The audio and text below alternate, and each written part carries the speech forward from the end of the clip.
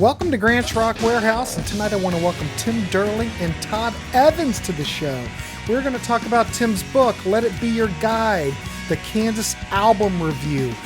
We had Tim on the Contrarians, but we're going to have him on the Warehouse. So we're going to keep it pretty loose, and we're going to have Todd talk about his part in the book. Let's just have a good discussion. So without any further ado, let's get started. Talking bands no one talks about. Grant's Rock Warehouse. Hey, welcome to Grant's Rock Warehouse. And tonight I want to welcome Tim Durling and Todd Evans here tonight. And tonight we are going to take a look at Tim's new book, Let It Be Your Guide, the Kansas album review. Both Todd and I was flattered to be asked to be part of this book. Tim's here. We're going to talk a little bit about it. This book just recently came out, a month ago, Tim? It's available on... Actually, you know what? As we're filming this, exactly a month ago. Exactly a month ago. So this book is available on Amazon.com. This is Tim's third book. Be sure to check it out. Hopefully we'll talk about it a bit and you might get something out of it and you will want to check this book out. But either way, it's a great read. There's not really anything out there on Kansas, and there's especially not any books out there on Kansas with Todd and I in the book. So Right. you might want to check it out. It's on Amazon Prime, so you'll probably get it in a day or two. Yeah. I got mine really I'm hearing fast. people get it quite quickly. Yeah, I cornered the market on books about Kansas that have Grant and Todd. Nailed it. So that should be enough. That's 100. This is 100% of the Kansas books out there, Grant and Todd in. Guaranteed. So there you go. It's revolutionary. Wow. So Tim Durling, we kind of covered this on the Contrarians, but I have a little bit of different audience here. Hopefully we can get some more people interested in this book. What was your inspiration to do this book? I know this is your third book, but what was it about Kansas and your history? And what made you decide Kansas? You could have done April Wine, for God's sake. I've just always been a really big fan, and in terms of classic rock bands that came out of the same era that Kansas did, bands that came out around the same time of Rush and Queen and Aerosmith. To me, Kansas is in that league. They should be talked about the way that we talk about those bands. And even though they've sold millions of albums and, they've got songs on classic rock radio, they've got two songs that are sort of evergreen that will outlive us all. They just don't seem to be talked about as often. And to be quite honest, I was a little surprised when I started to put the book together how hard it was to find a lot of panelists that were really knowledgeable about this band. I had an awful lot of people come back to me and say, gee, I'm not really familiar with them other than the two big songs, or, oh yeah, I got Leftoverture and I got the best of, but yeah, I don't know. I was surprised. I mean, look, there's a million bands out there, right? You can't be into everything, but I had to ask around. I said, look, do you know any other big Kansas fans? And so little by little, I got the panelists together that are in the book. Well, Kansas, I've just always been a big fan, and I didn't think that there was a book quite like this. There was definitely not a book that you guys were in, so I decided I'd do something about it. So Todd, I'm just curious, since we have you here, what's your history with Kansas and how did you get turned on in the band and all that? My history with Kansas starts with Leftoverture, and it starts with hearing Carry On Wayward Son on the radio and recording it onto a tape. And I remember bringing it to school because I liked it so much, like bringing my tape recorder to school so that I could play it like in between classes. And my as far as later on in Kansas's career, I sort of separated from them a little bit, I guess, in the 80s, and still kind of still liked them. But one of the things that I think is amazing about Kansas is that they've been kind of called, they've been like they seemed out, and then they would come back. I mean, they came back with Steve Morse, and then Kerry Livgren came back, and then they came back with Ronnie Platt, and every time they came back it was like, oh wow, this is good. I mean, they did that a whole bunch of times. And I can remember seeing that documentary from I guess 6-7 years ago. Is it Miracles Out of Nowhere? Is that the name of it? And not realizing that it was going to stop with, it was only the Steve Walsh era until it got to be about 10 minutes before the end, and I was so disappointed that I wasn't going to get to see documentary stuff about what happened after that. I know. I understand from a commercial point of view. Yeah. Yeah, it only goes up to point of no return. Mhm. And I would love to see the same treatment given the John Elephant years and the Steve Morse years and the Dave Ragsdale years and now. And But Freaks of Nature, yeah.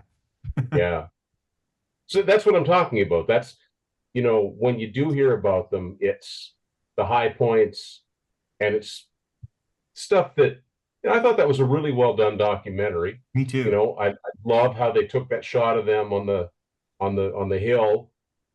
They recreated that like on their first album cover, but I knew a lot of that stuff, not all of it, but yeah, I really wanted to go in deep with each of the studio albums and really just get down to what makes these albums not necessarily great, but what makes them the way they are, what makes them tick, because somebody's least favorite album might be somebody's favorite album because it might be where they started, and there's always going to be the nostalgia for this was the first new album I bought from them. So I'm just curious, in doing the research and gathering all the people for this book, it sounds like getting everybody here to get people to talk about it was quite a hurdle. Were there any other hurdles with this book? I mean, you went to Amazon probably because the previous book that you did, your 8-track book, you self-published that. It just seems like it's way easier just to self-publish than deal with the publisher and all that. Amazon is a lot easier than dealing with not necessarily a publisher, but a printer. With a printer. Okay. Yeah, Unspooled, my first book was a Kickstarter campaign, and it was exciting, and it did really, really well. But a lot of books had to be trotted off to the post office and packaged carefully, but yet trying to make it as small as possible so you didn't have to pay as much in shipping. Mm-hmm. With Amazon, there's none of that. There's none. Yeah, you don't make as much per book, but you don't have to spend any in shipping. So I encourage anybody that's half thinking about doing a book. It just makes it that much easier. So now all 3 of my books are on Amazon because Unspooled was the first, kind of brought that over, converted it to Amazon, and then the Y&T book, and now this one. Yeah, I've got the Unspooled on hardback, and I came in late. You've got a collector's item there. That's all there will ever be of those. Yeah, but I must say that the quality of this book from Amazon, it's top really notch. good quality. The pages. Come on, it's just like if you went to the bookstore and bought a book. Yeah, they print nicely. I mean, looking at the template for it, it would have looked beautiful if we could have done full color, but I would have had to charge so much for it that I wouldn't have sold as many. Like, it would have been way overpriced, and I would have made hardly anything per book. So it just didn't make sense. So I'm very, very happy with the way the black and white photos came out, and I like the fact that every photo that you see in this book is from my own collection. Oh, yeah. Cool! That's awesome. I figured it probably was, but well, who else would have power on 8-track? Right. Ernesto. Probably Ernesto. Probably Ernesto. That'd be about it. Forgive me if this is not a good question, but are there any copyright things that you have to consider when you copy? When you add photographs of That's a good question. Physical media in a book? What? I'm guessing there's not, but I don't really know. Well, I asked Martin Popoff about that because that was a concern. I certainly didn't want, I didn't want or need that kind of trouble. And so basically he said, if it's your own photo, if it's your own, you can post it. Like I couldn't have used the Kansas logo on the front cover of this book. I would have had to get permission. When he did his book a while back, the hair metal book, Big Book of Hair Metal, which when I did Unspooled, I kind of modeled it after that, the way that was laid out, because I really, really liked the look of it. And that's got a lot of memorabilia. It's got a lot of magazine ads. It's got a lot of photos, but they were all, documented. And And plus, there's a disclaimer: this is not an official publication. How does that go? There's a hopefully I'm covered, guys. Let's see. I recognize that some words, model names, and designations mentioned in this book are the property of the trademark holders. I have used them for identification purposes only. This is not an official publication. Well, hopefully that keeps the wolf from the door. So was this your idea to do the spine like that?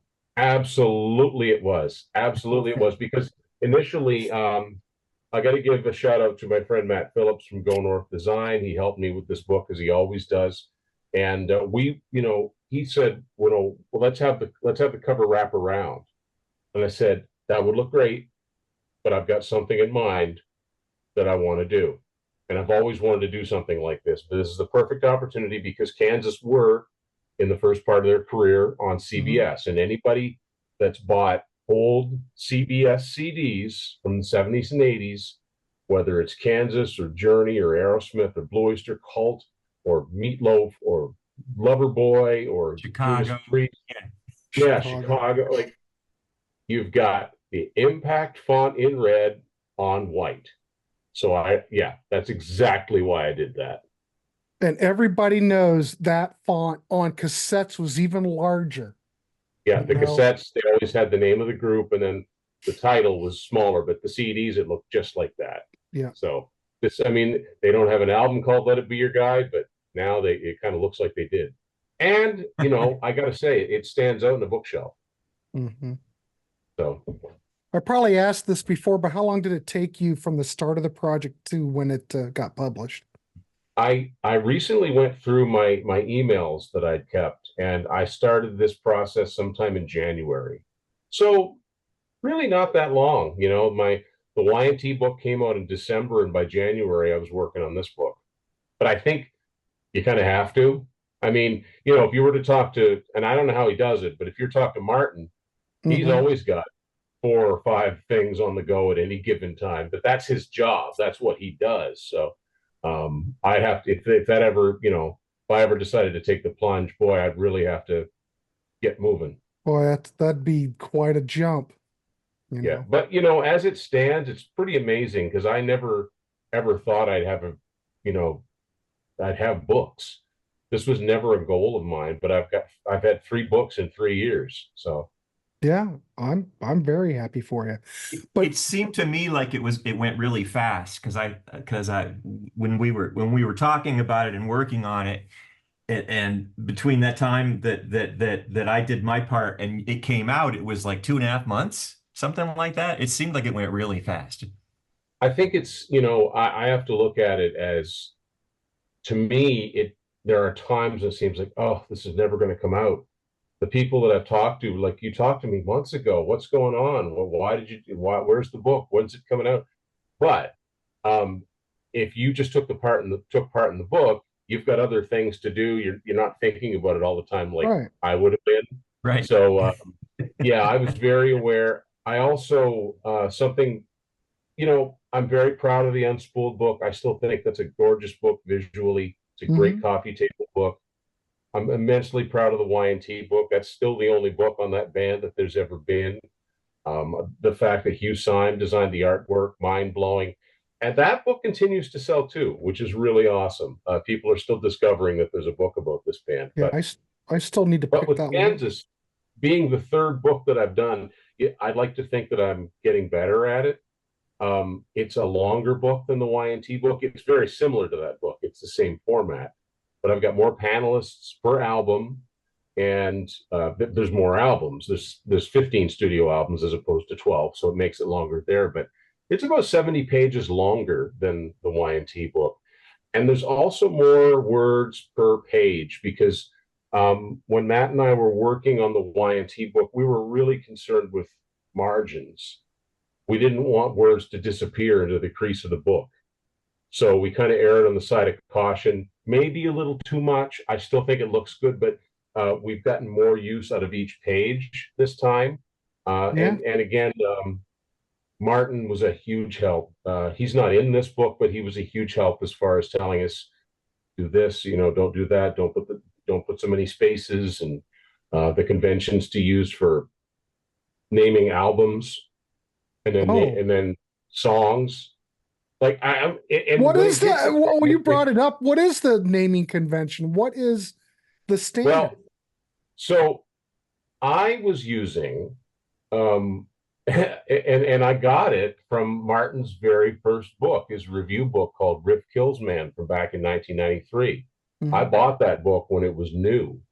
And he would bold the album titles and italicize the song titles.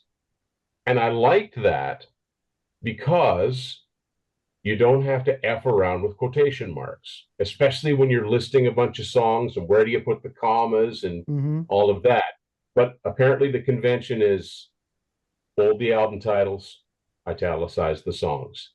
And so there was a lot of grammar fixing that had to be done. And again, I got to give my buddy Matt credit for the proofreading he did. I hate proofreading. I hate it.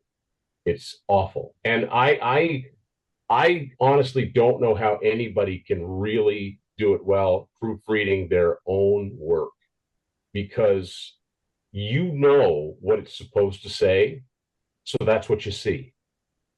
Whereas somebody else can look at it and go, that word's spelled wrong, or there's a quotation mark in the middle of that sentence that shouldn't be there. And I don't even see it, honestly. I'm just reading it. Yeah, that's what it's supposed to say. So spent a lot of time on that because, you know, you want to keep the errors to a minimum, and it's really hard to catch everything, but at least you can, you know, say, well, you know, it could have been worse. I was going to ask you about that because they're really, I mean, you're probably going to tell me there are, but as far as I can tell, there aren't any errors in this book. I have seen books like this that are much less slick than I've this. seen there have been books that I've enjoyed reading, but I have to read through the bad spelling and the bad grammar, just riddled with mistakes. Words repeated and stuff like that. Yeah. When I see it happen now in a book, occasionally I cringe for the author. I cringe because, like, oh, they would hate to find out about this. You know what? In all honesty, the book's been out for a month. I've had one friend of mine send me, hey man, just so you know, I found one little, I said, well, send it to me. Sent me it. It's just a little tiny thing. You know, if I amass enough of them, then you can go into Amazon and fix it. But so far, I think that all that proofreading has paid off because, yeah, it just, you know, you see one once in a while is one thing, you see two, but if it's just got a bunch, you're like, nobody proofread this. Yeah. And I don't trust myself to do it. So. No, you can't do it. You have to have other sets of eyes on something. It's really like that. And another thing that it was really, really great to have Matt proofread it was because he's not really what you'd call a Kansas fan, you know? And so when I would say things sort of offhand that, oh, Kansas fans will know what I mean, he'd be like, yeah, but what if I'm just a general rock fan? And you say something, I'm trying to think of an example. You know, I think once I said, well, I would have chosen that for the first single. He said, well, what was the first single? And my first reaction was, well, that's not relevant. But somebody else might want to know.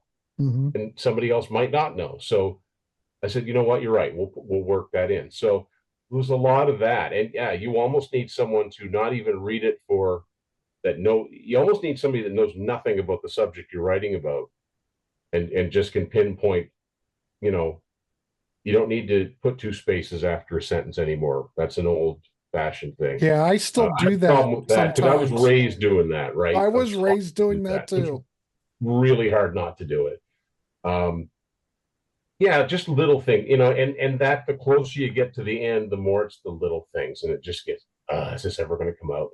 But boy, it's, you know, the cover. I mean, I love this cover. It's a good cover. It gets mentioned a lot, but it's, you know, I think it's very striking, and it's, you know, what's inside is what counts. but this is a really good, Well, you got to you have know, something that's eye-catching for this is a really good window dressing, especially if you're a Kansas fan. You will immediately recognize why some of this imagery is on here. Right. And if you're not, it's just a pretty image. So in all those interviews, I want to commend you because, I have no idea what I even rambled on about when you did my interview. And the fact that you could probably decipher anything that I said, I commend you, Tim Durling. Again, I have to thank Martin. I mean, he's been such a mentor through this, through all of these books. He said that you will have to edit and edit and edit. Like, either we did this, I would do this with everybody and transcribe it. Yeah. Or people would type it out, send it to me. There are pros and cons to each. There are things that are easier about each, and there are things that are more difficult about each. And one of the things that you have to do is that we all, you got to take that out. You got to take out the partial sentences, and you got to take out all the repetition and things we all do, right? Oh, you got to make it God. readable. So I feel that was a so real bad lesson, for you. and again, I'd like to think I'm getting better at it. Hey, I think it was easy. I remember the first one that I did, Martin, and I know Martin had Todd and I do it, was that Cure book. And I wasn't sure exactly what to expect. And it was something, but I have to admit, doing this with you, it was really quite a pleasure and an honor for to be asked, and I'm happy that I was able to do it. But doing that Cure book, I was really nervous and really kind of. I went into that thinking I was prepared. I had and anxiety. Finding out I was completely underprepared. Mhm. But Martin managed to pull some things out of what I said to He's the point where really good. I was He's just like, really oh, I can't good. believe I said that. And he goes right through the questions, bang, bang, bang, bang, bang, bang. Yeah. And I'm thinking, shit, I can barely even think. I can't hardly formulate a thought, but I just went with it. And he was able to decipher What you're looking something. for is an answer that doesn't sound like everybody else's, Okay. and something that is unique, to your experience. Because I think, Grant, one of the albums we talked about, I think we talked about Monolith and Yeah, Audio Visions, and we did Monolith, Audio Visions, and Final Confessions. Vinyl Confessions. Man, that's Yeah, so good. yeah, we went bang, bang, bang right in a row. And I think you had said something about Audio Visions, and of course, it's completely slipped I my know, it mind. doesn't matter. But I'd never thought about it that way. I'd never heard it that way. Maybe it was a song that sounded like something. I don't know, but that's great. And I love the fact that I've got all levels of fans in this book. I've got fans that were there almost from the beginning, that saw them, opening and for some band at a college somewhere. Right. I've got people that came along halfway through. I've got people that have just barely been into the band, and I've got friends of mine that were curious enough. I said, well, if you like this song and this song, go listen to this album. If you like it, if you think you can speak to it, I'll send you the questions. And so you're getting all forms of Kansas fandom. There is no wrong way to be a fan, and every diehard fan started as a newbie at one point. So True. Yeah, Mike. I didn't discriminate there, and I really.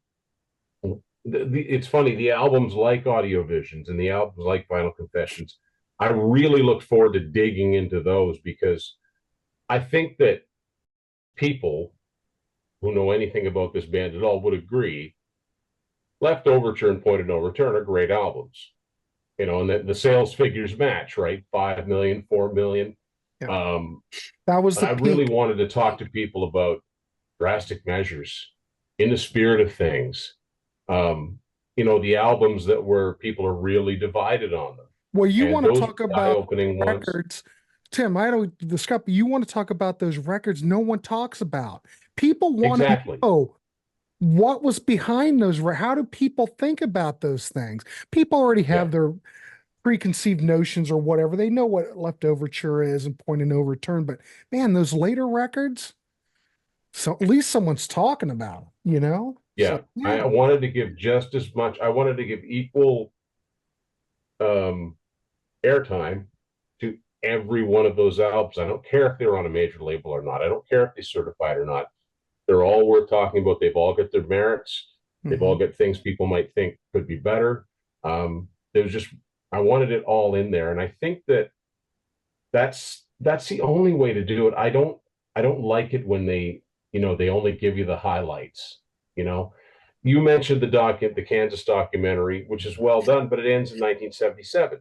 That Alice Cooper documentary, the Super Duper Alice Cooper, I was way disappointed with that. It ends in 1986. You know, the ZZ Top one ends at Eliminator. It's fascinating stuff, but it stops dead. And I think, if you're a big fan of a group, you want to hear about all of it. So this is the next best thing to me. I can't do a documentary, but I can do a deep dive series on my channel. And that's sort of an expanded version of what I've got here. But this is something that a curious fan can say, you know what, I've had the best of for years now, or I've had Song for America. Where do I go next? And they can go to a specific album, and they can read it and they go, you know what? This album doesn't sound like I'd like it, but that album does. So lets them know what songs are on which albums, and also I don't know how many people realize that they didn't stop making music when the major labels went away. They're making some fine music in this decade. Those last two Kansas albums are killer. Fantastic. Every bit as good as anything that they've ever done. Yeah. This new lineup nails everything. They can play songs from any part of their career, and their new music is fantastic. The Absence of Presence is one of my favorite albums that I think has come out since the year. I don't know. It's one of my favorite albums in the last 5 years for sure. Yeah, 2017, and a tie between Styx, The Mission, and oh crap! Now I'm forgetting the title. What was the first one? Crown. Crash the Crown? No. Yeah. I'm talking the Kansas album. The Prelude. Oh, Prelude and Prelude. Yeah. Yeah. Prelude and Mission came out in 2017, and I'm going, oh my God, both of these are wonderful. That's so important. What we do, what I do, what you do on your show, what you do on the Contrarians, there is no outlet for these heritage acts, as they call them, for their new music. Even live, the fans don't want to hear the new music. But there are fans out there that love the new music. So I always try to, they haven't stopped. They're still making new music. And honestly, I've said this many times. If they had stopped making music, say I'll pick on Foreigner, that, haven't done an album since 2009, and they're just touring, playing the hits, which is whatever, if that's what they want to do. Or to put up music and it sucked. I don't know how excited I would have been to do a book on them. But Kansas has been so consistent throughout all the lineup changes and all the stylistic changes, and watching everything all around them change. Scenes come and go. They've gone through disco. They went through new wave. They went through hair metal. They went through grunge. They went through post-grunge. They're still out there. Still surviving, still making music. So if they put out a new album, will you revise the book? Oh yeah, I'd have to. I'd have to abridge it. I'd have to put a panel together, and the same thing with the Y&T album. They come up with a new album. Having to go back and redo something, that's not fun. But because there's a new album up, that's different. Cool. Hey, Tim, I wanted to ask you what went into choosing who you asked to cover which album, to talk about which album. Because you gave me one that I didn't think I liked, Drastic Measures, and you gave me one that I didn't know anything about, which was Freaks of Nature. And I ended up loving both of them. And so I was wondering how you decided. It's down to, and this is how Martin does it too, when he asks you to contribute to book. Because so far I've done Robert Plant and Thin Lizzy, and one that hasn't come out yet. I don't know. I can't remember if he's talked about it or not. For all I know, maybe you guys are in it, but Well, I'm in one that hasn't come out yet. I'm in one that Yeah. hasn't come out yet. hmm. And I know Todd's bet in the it's- same one I'm in. Is it purplish-ish? Mine isn't. Mine isn't purplish.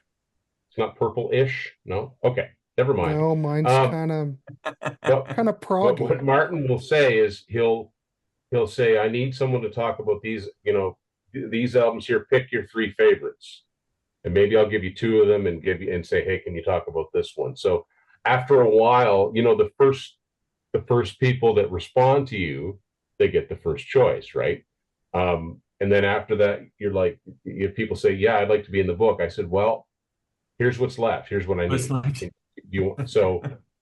But the great thing is about Kansas is that, yeah, those are albums that you should rediscover, and whether you like them or not. Like, I talked to Scott from the Prog Corner, because he's one of the guys that's in the chapter on In the Spirit of Things, which, full disclosure, that's my least favorite Kansas album. I'm not saying it's bad. I'm saying it's my least favorite.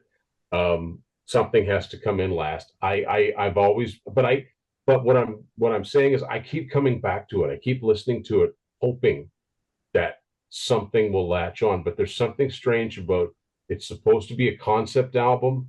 There doesn't seem to be much of a concept. Some songs follow it, some songs don't. There's all those outside writers. Look at Yeah. Todd's And go. Bob I'm proud of Ezrin this. This is production. kind of rare. Yeah, it is. It is. It took me a long time to find the vinyl of that. Wait a minute, that's original pressing? Yeah. That's got the hype sticker The on hype it. That's Is it a on it. promo? I think it's a promo. Show me the okay. back. Yeah. Yeah, it is a promo. I've never seen that in my life. A real one.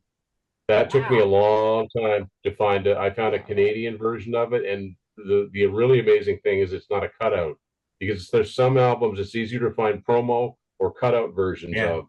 But it is My Drastic Measures vinyl is a CBS Canada gold stamp promo copy on it, and I've seen I've talked to other people that say, yeah, that's my version too. I was like, is that all there is? I think even Stephen Reed over in Scotland has a promotional stamp version of Drastic Measures. Like that But, that band Aviary, which I always bring up all the time, came out in 1979 on Epic. I've never seen one. It was reissued on Rock Candy on CD. Absolutely wonderful record. And you go on Discogs and look at it, all you see are white label promos, white label promos. What was it ever in the store? I don't know. Yeah, I know. You're talking about when it's got the cover, but it's got the song titles taped on the front. No, but like white label prom on the record okay. label's white. Yeah. But they're all but there's other promos. ones. That's what they're selling. Where are the actual, store? Where are the actual album? Did they even press them? But I've seen ones too. I've seen a lot of ones on Atlantic Records that were not successful, that it'll be the actual record cover, but there'll be a white sheet of paper with all the song titles on it. Epic would do that. Some sort of radio station. CBS did those. Yeah. But yeah, In the Spirit of Things is an album that I think it hit the delete bins within months of it being released. Like MCA just put no promo into that. And We've Bob been Ezrin album, but it doesn't sound like a Bob Ezrin produced album. It's just there's something about it. Like I said, those are the albums I keep coming back to. It's like I want to like them all. I want to really like them all. And there's some that that's one where I like some of the songs on it quite a bit, and there's others like, why did they record this? We've been doing a lot of shows lately, and MCA's been coming up, and people were talking about any of these bands on MCA. It's just like you're doomed, Oh my goodness. Night Ranger. Big Man in Motion. I love that album. That didn't stand a chance. They threw it out there and into the delete bins. Yeah. And the only Steely Dan did fine on that, and Leonard Skinner did, but not too many bands But did. not in the 80s. Like the bands in the 80s that you see a lot. And it's funny, you talk about MCA, and Kansas, I guess, didn't go for this, but a lot of times all MCA ever did was just take a photo of the band and say, there's your album cover. They did that a lot. It's so sad. Yeah. They deserve better. That was the company you signed with when no other major would sign you. That or RCA. RCA was not a great label to be on either. I don't think if you were a rock band. You know, we were taught, me and my friend that owns a record store around the corner, we were talking about that, how RCA wanted to have a big metal band so bad. And the closest they ever got was Autograph, I think. Autograph. And but there are other RCA metal bands that just flopped. Yeah. They wanted it really bad, and they just it's quite seem to be there's able to be a there's player. some labels that just knew what to do, like Geffen and Atlantic and Mercury. Elektra knew what to do. Elektra, yeah. Any of the Warner labels. Yeah. Yeah. Speaking of hype stickers, this just walked into the local shop recently. I've got one with a hype Really happy sticker. to have that. I've got one with a hype sticker. That's a special one. What store was it from? That's from Turtles, where I used to work. Oh, okay. When I was in college, and it's $8.98 list, so it's not midline, but $5.99, which meant this was right when it came out, probably when they thought it was going to be a big seller. So yeah, love that album. Yeah, me too. I talked about it in your book. That's right. Yeah, that's you guys both did. We were both talking about it. Yeah. My view is probably a little bit different, but I like having those different combinations. Some are together, some are not. You know, I really like, you know, everybody that contributed stepped way up to the fore and just did such a great job and made my job of putting it together that much easier. Yeah. Well, I think we've probably discussed it. Todd, you got it? You have anything else for Tim, or did you want to make any comments about, because you just finished the book? Yeah, I hit the highlights when I got it, and in the last couple of days I decided I was just going to read it from start to finish. And yeah, I enjoyed it immensely. I wanted to ask about John Elefante. Did you have a long conversation with him, or was it really brief? No. That was pretty cool, but I found his email, I think through his website. And I emailed him and I asked him if he would mind answering a few questions for me. And I told him what I was doing. And he said, sure, send me the questions. And so I kind of worked them into the two chapters of the albums that he appeared on. But there were certain things I really wanted to talk to him about. One thing is the song Perfect Lover from the Best Of, which is basically when the band went on hiatus. And I said, was that meant for Drastic Measures? And he said, no, it was specifically written for the Best Of. And that's a song that's kind of been forgotten because it's not on the remastered Best Of. And I hate when that happens, you know. I like the fact that his brief, some of his answers to your questions are brief, but they say a lot. Like there's that one, I remember what I was asking you about, what you were asking him about, but his answer was extremely. I was asking him about the lyrics to Everybody's My Friend.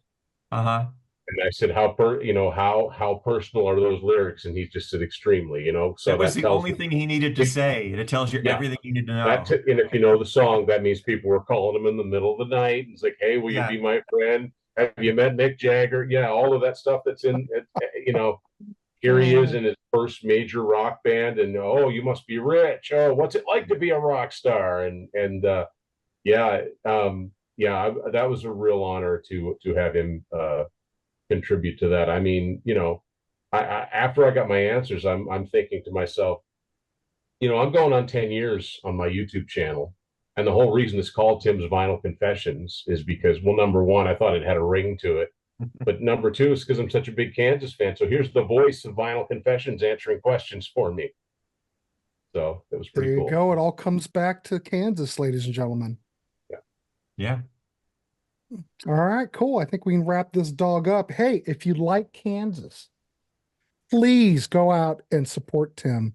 Let it be your guide. The Kansas album review, available on Amazon.com. Get yours today. There's that spine. Get yours. If you have Amazon Prime, you can get it in a couple days. A good read. Plus, Todd and I are in it. So you got to have it because we're in it. But Tim Durling, really good Kansas, from what I hear, that you and I are both in. Yeah. So the only book that way. But anyway, Tim Durling, congratulations. You know what? I can almost, it's hard to guarantee anything, but I think I can guarantee that Yeah. It's the only book on Kansas that Grant and Todd are both in. Yeah, I'm pretty proud of that. So, all right. Please support Tim. His link to his channel's down below. Go get yours today. Go to Amazon. Do me a favor, for crying out loud. You do me a favor, you do Tim a favor. Get his book. Let us know what you think in the comments. If you've already bought it and you've read it, let us know what you think. Tim Durling, congratulations on the latest book. Since you're here, what do you think's up next for you in the Well, I don't think yeah. I've been quite heavily working on it. I don't want to give it away just but yet. something's in the works.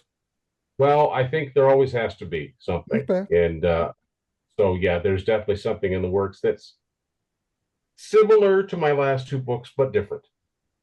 There you go, ladies and gentlemen. That's all you need to know. All right, Tim, thanks so much. Todd, thanks for coming on. Sure, absolutely. We'll sign autographs later. Meet us out back by the stage door. What's next on Grants Rock Warehouse? I don't know. There's something tonight. Of course, this isn't live, but I did a show, believe it or not, ladies and gentlemen. I just did a ranking of top 10 Michael McDonald songs. I mean, heck, if I've got Pete Parda coming in here doing yacht rock shows, hey, we can cover Michael McDonald. You might be surprised some of the picks. So Nothing wrong with a little yacht rock, boys. There's not. Tim Durling likes yacht rock. I need to get Tim Durling on a show. Yeah. And we did a yacht rock show once. We should do another one. We did. Remember the one we did where it's like songs that by artists that you don't consider yacht rock? Oh yeah, we did do that. Songs yacht rock. Yeah, but I need to get you guys on the listening party. But we need to come up with a concept.